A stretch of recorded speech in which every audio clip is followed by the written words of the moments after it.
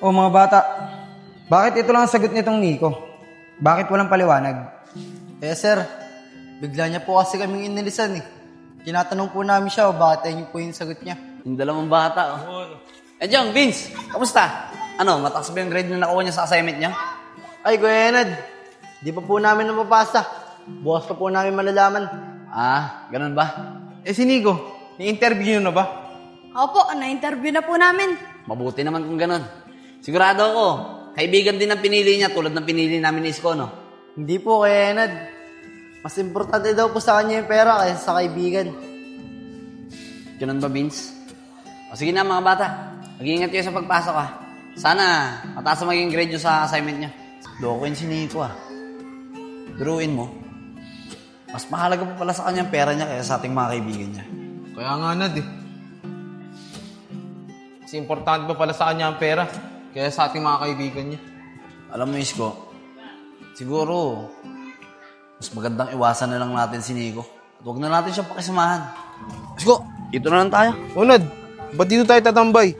Bakit ayaw mo ba sa kubo? Huwag na ron. Baka mamaya, punta na naman tayo ni Nico sa kubo eh. Sa bagay, nakasar na nga ako dun eh. Sunod na sunod sa atin. Alam mo, Isko, tama lang talaga yung ginawa natin eh. Yung iniwasan natin si Nico. Kasi alam mo, baka mamaya, iniisip nun, hinuhututan lang natin siya. Alam mo naman yung mindset nun. Mas mahalaga sa kanya yung pera kaysa kaibigan. Kaya ngayon, magsama sila ng pera niya. Uy, Chong! Ayun si Kuya Enad tsaka si Kuya Isko. Tara, magpasalamat na tayo. Mukhang hindi na sila bad trip oh. Sige, tara. Lapitan na natin sila. Sige. Galing talaga eh, oh. Uy, Kuya Enad. Kuya Isko. Oh, mga bata, kayo pala. Kamusta? Yung assignment na ginawa nyo, mataas ba yung grado na kuha nyo? Opo, Kuya Enad. Maraming salamat po. Natuwa nga po yung teacher namin eh. Dahil sa mga sinagot namin sa assignment namin. Siya nga po pala. Papasalamat po sana kami sa inyo kahapon eh. Kaya lang, parang nagtatalo-talo kayo nila Kuya Nico. Ayun ba, Chong? Eh, iniwasan na kasi namin si Nico eh. Dahil dun sa sinagot niya sa inyo. Na pera ang pinili niya kaya sa mga kaibigan niya. O sige, sabihin na natin mababaw na dahilan lang yon. Pero nasakta kasi kami ni Isko eh. Dahil pera ang pinili niya kaya sa mga kaibigan niya.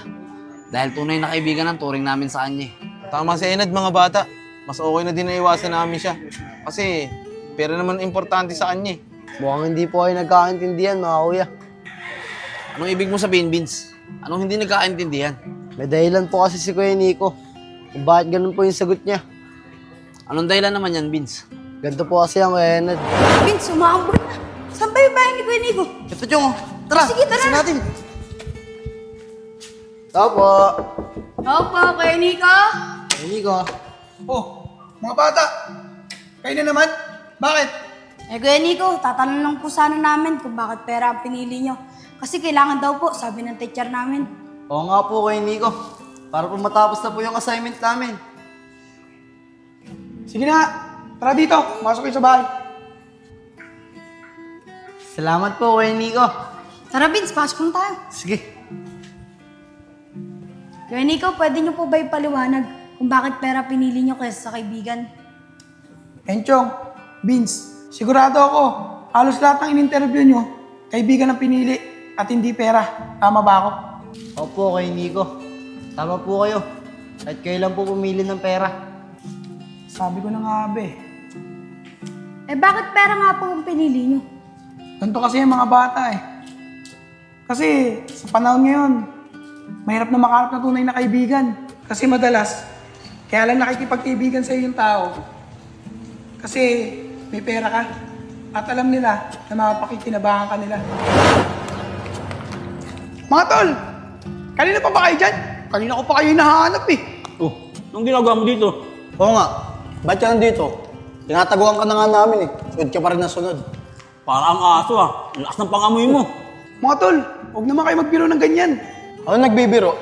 Manid ka ba? Matagal ka na namin iiwasan. Di mo ba nararamdaman yun? Mga tol, magkakaibigan tayo, di ba? Bakit nyo naman sinasabi sa akin yan? May nagawa ba ako mali sa inyo? Kaibigan. Hindi ka namin kaibigan. Oo nga, wala kaming kaibigan na walang pera. Kaya naman kami nagpakilala sa'yo dahil akala namin mapera ka. Eh kaso, wala ka rin naman palang pera eh. Mas mahirap ka pa sa daga. Grabe naman kayo mga tol. Hindi naman nasusukat sa pera ang pagkakaibigan eh. Walang ganun, Nico. Huwag ka magpapaniwala sa mga ganun kasabihan, no?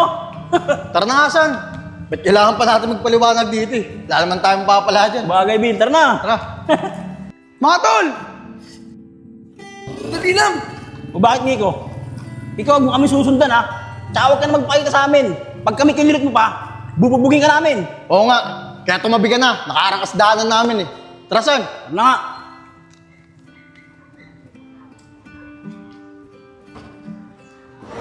Alam nyo, pagkatapos ng nangyari sa akin, pag-isip-isip ko na kaya wala nakikipagkaibigan sa akin kasi wala na akong pera at wala na sila mapapala sa akin. Kaya tumatak sa isip ko, mas importante talaga ang pera kaysa sa kaibigan. Kasi pag may pera ka, marami kang kaibigan. Real talk yan. Pero kung may makikipagkaibigan sa'yo, kahit wala kang pera, okay yan. Swerte ka. Pero pag naman walang gustong kumaibigan sa'yo dahil wala kang pera o ambag, tanggapin mo yan. Dahil yan ang realidad dito sa mundo. Pag may pera ka, marami kang kaibigan. Pero pag wala kang pera, baliwala ka sa kanila. Ganun po pala, Kuya Nico. Siya po pala. Paano po si Kuya Enad? At saka si Kuya Isko? Di niyo po ba sila tunay na kaibigan? Pera lang po ba ang habol nila sa'yo? Kaya pera po yung pinili mo? Sa totoo lang, masaya akong kasama ko sila. At totoong kaibigan ko sila. Kaya pinili ko ang pera dahil sa trauma ko. Kasi baka iwan din nila ako pag wala na akong pera. At ayoko mangyari yun. Ngayon, Kuya Nico, mas naiintindihan na kita. Sana, Kuya Nico. Sila na talaga ang tunay na kaibigan para sa'yo. Maraming salamat sa inyo mga bata. ah. O paano, Kuya Nico? Dito na po kami. Maraming salamat po sa sagot mo. Sige, good luck sa assignment nyo. Salamat po. Tara na, Chong. Yun po ang kwento niya sa amin. Natatakot daw po siya na mawala kayo sa kanya sa oras na wala na siyang pera. Siguro, natrauma siya sa dati niya mga kaibigan. At ang akala niya, ganun din ang gagawin namin sa kanya. Ganun na nga po, mga kuya. Isko, nagkamali tayo. Kailangan natin humingi ng tawad kay Nico. Kaya nga, Nad eh. Tara, puntahan natin siya. Mga bata, kung na kami ha. Kailangan namin kausapin yung kaibigan namin eh. Sige po, Kuya Enad. Sana po, maging maayos na ulit po yung pagkakaibigan niyo. Salamat mga bata. Tara, Isko. Tara.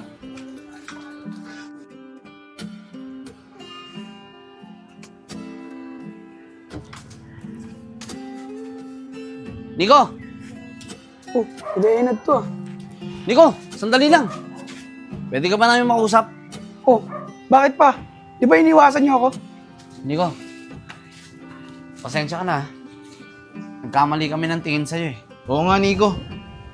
Nagkamali kami sa'yo. Nag-focus kami dun sa sagot mo sa mga bata. Na mahalaga sa'yo ang pera kaysa kaibigan. Oo nga. At hindi namin naisip na baka may ibang dahilan kung bakit yun ang sinagot mo. Buti na lang, sinabi sa amin ng mga bata. Nico, sana mapatawad mo kami. Wala na yung mga tol. Sa totoo lang, mahal ko kayo bilang kaibigan.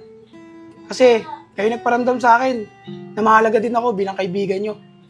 Sa totoo lang, natatakot ako na mawala kayo. Kasi kapatid na rin turing ko sa inyo. Nico, pasensya na ulit ha.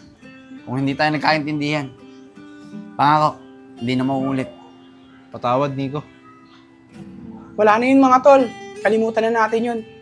Minsan talaga, yung mga pagkakamali natin, nagbibigay aral at nagpapatibay sa ating samahan. Ang importante, okay na tayo ngayon. At umaasa ako, magiging solid ulit tayo. Mga tunay kong kaibigan. Tama ka dyan, Nico. Magiging solid ulit tayo. Ano? Food trip tayo, sagot ko. Talaga ba? Oo, tara na. Sige.